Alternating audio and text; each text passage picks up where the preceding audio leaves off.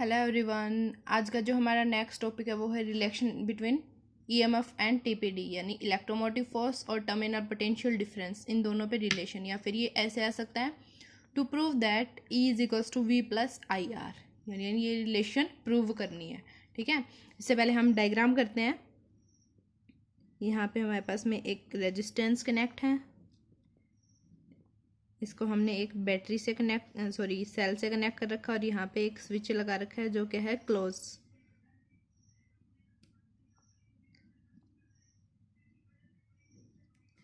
ये इसके अंदर करंट फ्लो कर रहा है। अब देखो यहाँ पे जो स्विच हमारा वो किस कंडीशन में है, क्लोज कंडीशन में है। और क्लोज में है तो मतलब ये सर्किट हमारी किस में है, किसको शो कर रहा है, ये टीपीडी को, यानी टर्मिनल पोटेंशियल डिफरेंस को शो कर रहा है। अगर टर्मिनल पोटेंशियल डिफरेंस को शो कर रहा है तो यानी यहाँ पे जो सेल लगा होगा ये अपना कुछ ना कुछ रेजिस्टेंस ऑफर करेगा, और वो इंटरनल रेजिस्टेंस कितना होगा, स्मॉल आर।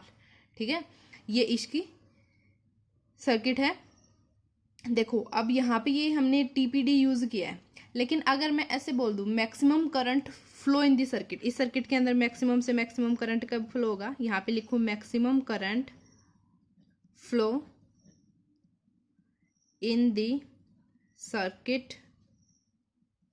मैक्सिमम करंट कब फ्लो करेगा, मैक्सिमम करंट किस केस में फ्लो करता है, मैक्सिमम करंट हमारा जो हमने इलेक्ट्रोमोटिव फोर्स की जो डायग्राम स्टडी किया था उसके अंदर फ्लो होता है ना, क्योंकि जब हमारा जो सेल है वो यूज में ही नहीं होता, और जब सेल यूज में नहीं होता तो उसके अंदर मैक्सिमम से मैक्सिमम करंट रहता है। ठीक है, इससे पहले हमारे पास में जो इक्वेशन है वो एक जो ओम्स लॉ के अकॉर्डिंग में एक इक्वेशन आती है, V is equals to I R, यही वाली इक्वेशन पढ़ते हैं। यहाँ से अगर हम आई की वैल्यू कैलकुलेट करें तो V बाई कितनी बन जाएगी, आर, ये बन जाएगी ना। तो यहाँ पे मैं इसको पुट करूँ, यहाँ पे I is equals to V by R, ये बनी है ना।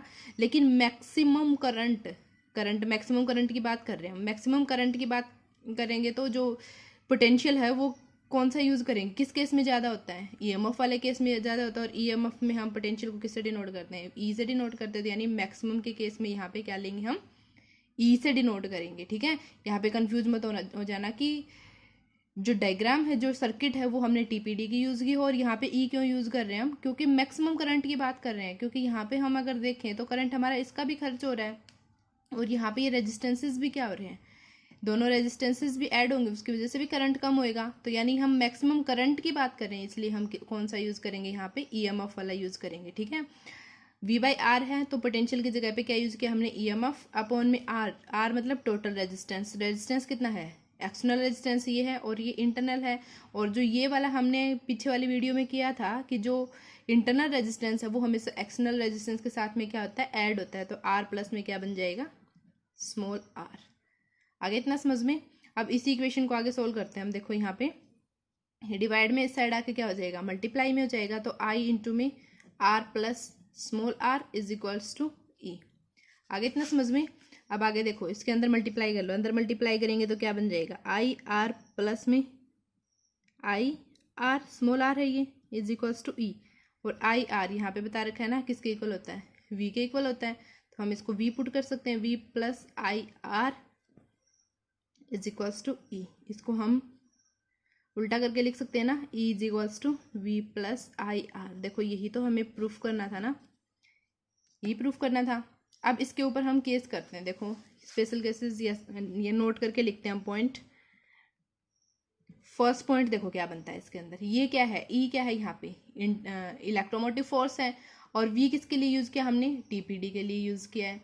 ठीक है, तो अब यहाँ पे देखो, सॉरी यहाँ पे थोड़ा ये गलत लिख दिया, स्मॉल आर आएगा यहाँ पे, यहाँ पे स्मॉल आर है ना, तो ये ध्यान रखना, यहाँ पे कौन सा आर आएगा, स्मॉल आर आएगा। देखो यहाँ पे ये टीपीडी के लिए और ये इलेक्ट्रोमोटिव फोर्स है। अब हम देखें कि इलेक्ट्रोमोटिव फोर्स किसके इक्वल आ रहा है, जब टीपीडी के अंदर हम कुछ ऐड कर रहे हैं तभी तो ये दोनों इक्वल हो रहे हैं ना।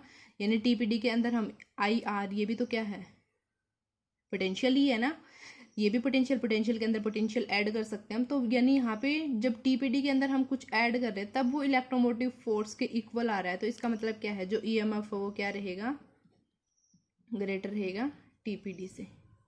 ठीक है, ये तो हमारा फर्स्ट केस है। सेकंड केस क्या बनेगा, देखो जो सेकंड केस है, अगर ये हम ये तो हमारा सिंपल दोनों के रिलेशन, इस रिलेशन की बात की हमने।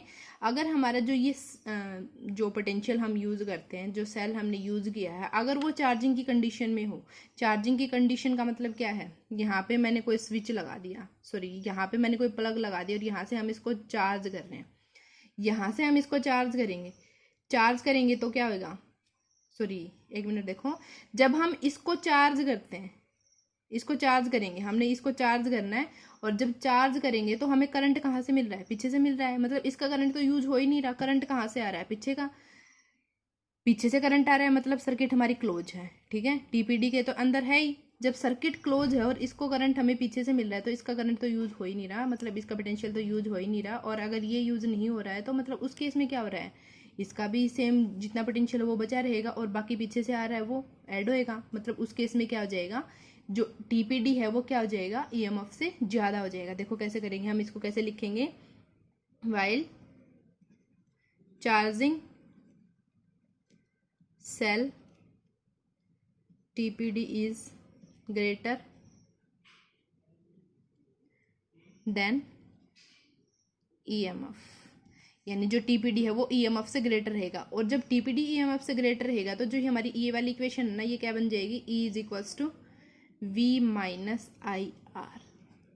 कैसे बनेगी देखो, अब ये समझते हैं, ये वाली सर्किट यूज करनी है हमने, अब जो रेजिस्टेंस है इसकी जगह मैंने कोई प्लग लगा दिया, मतलब यहाँ से हम इसको चार्ज कर रहे हैं, ठीक है, चार्ज करेंगे तो यहाँ से करंट आएगा, तो करंट की तो देखो डायरेक्शन ही चेंज होगी ना, पहले करंट ऐसे जा रहा था, अब करंट यहाँ से आ रहा है, तो करंट की डायरेक्शन चेंज होगी, तो यानी ये जो इक्वेशन है इसके अंदर कैसे रहेगा, ई इज इक्वल्स टू कितना हो जाएगा, वी, या फिर मैं इसी के अंदर बता देती हूँ, ई इज इक्वल्स टू कितना है, वी प्लस आई आर है यहाँ पे, तो वी प्लस माइनस आई, क्योंकि करंट की डायरेक्शन क्या होगी, चेंज होगी ना, करंट की डायरेक्शन चेंज होगी तो ये बन जाएगी वी माइनस आई आर। आगे इतना समझ में, ये आर स्मॉल है यहाँ पे, सॉरी। अब देखो ये वाली इक्वेशन बन गई हमारे पास में, अब इस इक्वेशन के अंदर देखो क्या है कि ईएमएफ कब इक्वल हो रहा है, जब टीपीडी के अंदर से हम कुछ माइनस कर रहे हैं, ठीक है, जब टीपीडी के अंदर से हम कुछ माइनस कर रहे हैं तब ये ईएमएफ के इक्वल हो रहा है, तो मतलब टीपीडी क्या है यहाँ पे, ग्रेटर है, यानी इस जब चार्जिंग का जो केस रहेगा उसके अंदर टीपीडी क्या रहेगा, ईएमएफ से ग्रेटर रहेगा। अब नेक्स्ट जो पॉइंट हमारा वो देखते हैं क्या है, नेक्स्ट पॉइंट करेंगे, जब हमारी जो सेल है वो ओपन सर्किट में हो, जो सर्किट थी हमारी उसके अंदर अगर सेल ओपन में है, यहाँ पे लिखेंगे हम, if cell is connect in open circuit, cell हमारा किस में है, ओपन सर्किट में है, सेल ओपन सर्किट में है तो मतलब उसके अंदर करंट फ्लो ही नहीं कर रहा, और करंट फ्लो नहीं करेगा तो आई इज इक्वल्स टू कितना आ जाएगा, जीरो, और जो इक्वेशन थी हमारे पास में वो क्या आई थी, E is equals to V plus I R, ये इक्वेशन आई थी, इसके अंदर आई की वैल्यू क्या पुट करो, जीरो पुट करो, तो ई इज इक्वल्स टू कितना हो जाएगा, वी प्लस जीरो इंटू में आर, तो मतलब ई इज इक्वल्स टू क्या आ जाएगा, E is equals to V, ये बन जाएगा हमारे पास में, यानी ये दोनों इक्वल, ईएमएफ और टीपीडी इक्वल कब होंगे, जब हमारी जो सर्किट है वो किस में हो, ओपन सर्किट हो, ओपन सर्किट रहेगी तो उसके अंदर करंट फ्लो नहीं करेगा, यानी उस केस में दोनों क्या रहेंगे, इक्वल रहेंगे। अब जो नेक्स्ट टॉपिक है वो क्या है, expression for internal resistance, internal resistance के लिए एक्सप्रेशन करेंगे हम, या फिर हम इसको ऐसे भी बोल सकते हैं, to prove R is equals to capital R into में E by V minus one, ये पुट करना, ये हमें प्रूव करना है। तो सबसे पहले हम देखो क्या करेंगे, अभी हमने एक इक्वेशन निकाली है, वो क्या निकाली थी, according to relation between EMF and TPD, दोनों की रिलेशन क्या आई थी, E is equals to V plus I R, ये रिलेशन आई है, ये वाली रिलेशन हमने यूज करनी है। यहाँ से देखें हम आई आर की वैल्यू निकालें, आई आर की वैल्यू निकालोगे तो ये वी इधर प्लस में, इधर आके क्या हो जाएगा माइनस में, तो E minus V is equals to I R, ठीक है। यहाँ से आर की वैल्यू निकालने, तो ये आई इसके मल्टीप्लाई में, इधर आके डिवाइड में, तो आर इज इक्वल्स टू कितना हो जाएगा, मैं इसको चेंज करके लिख रही हूँ, इधर लिख दूंगी ई माइनस वी अपॉन में आई, अगर इनका एलसीएम हम अलग अलग करें तो E by I minus V by I, ये बन गया, ये इक्वेशन फर्स्ट, ठीक है। और according to Ohm's law V is equal to क्या होता है, आई आर, और यहाँ से हम करंट की वैल्यू निकालें, करंट की वैल्यू क्या आ जाएगी, वी बाई आर, ये इक्वेशन सेकेंड। अब यहाँ पे लिखेंगे हम पुट इक्वेशन 2 इन फर्स्ट।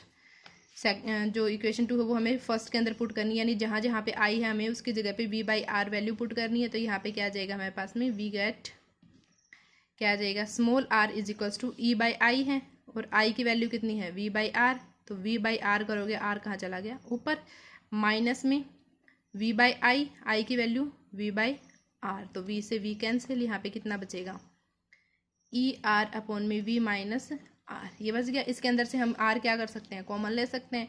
तो r इज इक्वल्स टू कितना हो जाएगा, कैपिटल R हमने कॉमन ले लिया, e बाई वी माइनस में यहाँ से ये r कॉमन गया, तो यहाँ पे कितना बच गया 1। और यही इक्वेशन हमें क्या करनी थी, प्रूव करनी थी। ठीक है, अब इसके अंदर भी हम नोट करके एक पॉइंट लिख सकते हैं। देखो क्या पॉइंट लिखेंगे, लिखेंगे यहाँ पे एट मैक्सिमम पावर डेसिपेशन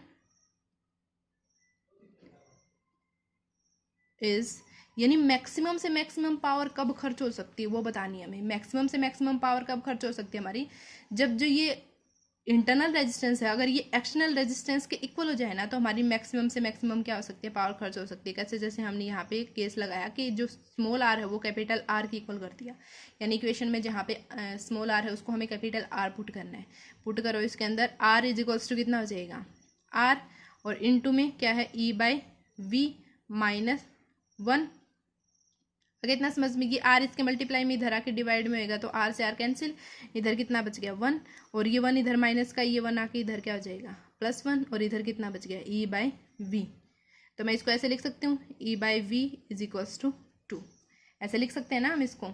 अब यहाँ से अगर मैं v की वैल्यू कैलकुलेट करूँ, यहाँ से v की वैल्यू कैलकुलेट करोगे तो v इधर ले जाओ और 2 इधर आ जाएगा, तो v इज इक्वल्स टू कितना आ जाएगा, या फिर हम डायरेक्ट कर सकते हैं ना, v इज इक्वल टू कितना आ जाएगा e बाई 2, यानी जो TPD है अगर वो किसके इक्वल हो जाए, हाफ EMF के इक्वल हो जाए, तब हमारी मैक्सिमम से मैक्सिमम क्या हो जाए, मैक्सिमम से मैक्सिमम पावर क्या हो सकती है, खर्च हो सकती है। ठीक है, ये था आपका आज का टॉपिक। आई होप आपको ये अच्छे से क्लियर हो गया होगा। Thank you.